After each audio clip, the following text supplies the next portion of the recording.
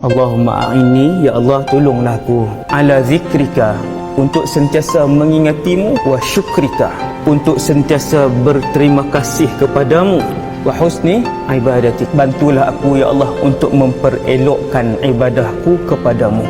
Doa ni Nabi ajar kepada Sayyidina Muaz.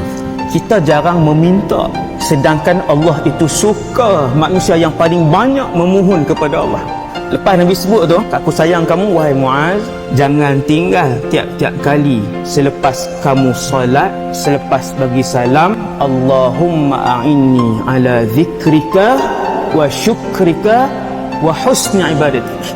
Ibu ayah sekalian, manusia bila dia jadi orang yang paling mengingati Allah, orang yang paling berterima kasih kepada nikmat yang tak boleh dikira daripada Allah, dan orang yang paling baik ibadahnya, maka dia adalah manusia yang paling baik di sisi Allah SWT.